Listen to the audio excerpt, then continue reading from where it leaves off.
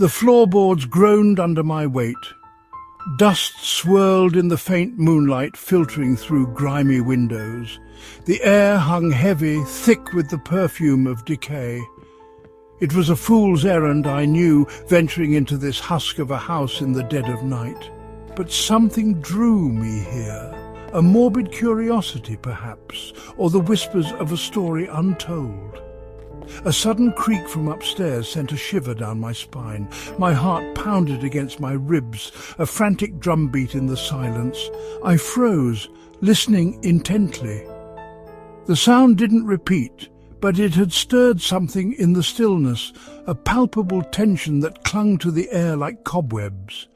Taking a shaky breath, I crept towards the stairs, each step a testament to my foolishness. As I ascended, the air grew colder, the shadows deeper, the scent of decay intensified, sharp and acrid, like something long dead. At the top of the stairs, a door stood slightly ajar.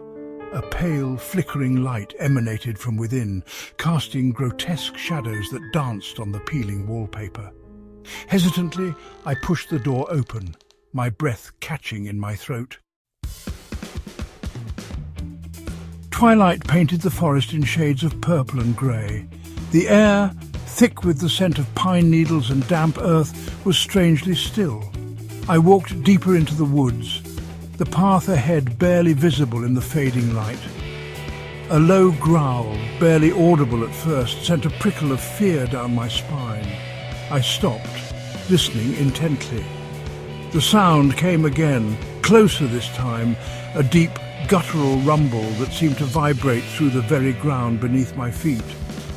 Panic welled up inside me, urging me to turn and run, but my feet felt rooted to the spot, frozen by a primal fear I couldn't explain. The growl grew louder, closer, accompanied by the sound of heavy breathing. Then, just as suddenly as it began, the noise stopped.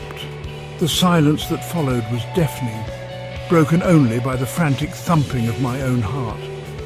I stood there for what felt like an eternity, too afraid to move, too terrified to breathe. The old radio crackled to life, filling the room with a burst of static. I fiddled with the dial, searching for a signal, my fingers brushing against the cold metal. It was a relic from another time, a gift from my grandfather, who swore it could pick up stations from beyond the grave. A voice, faint and distorted, cut through the static. I leaned closer, straining to make out the words. It sounded like a woman's voice, high-pitched and frantic, whispering something I couldn't quite decipher. The hair on the back of my neck stood on end. I tried to turn the radio off, but the dial wouldn't budge. The voice grew louder, clearer, the whispers morphing into a blood-curdling scream. Panic surged through me. I yanked the power cord from the wall, plunging the room into darkness. The screaming stopped, replaced by an eerie silence that seemed to amplify the pounding of my own heart. The unknown holds a certain allure. A siren song that draws us in with its promise of mystery and intrigue. But sometimes the darkness whispers back, and the things that lurk in the shadows are best left undisturbed.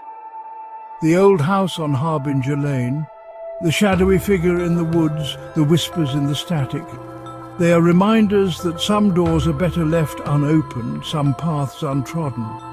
For in the realm of the unseen, fear reigns supreme, and the line between reality and nightmare is terrifyingly thin.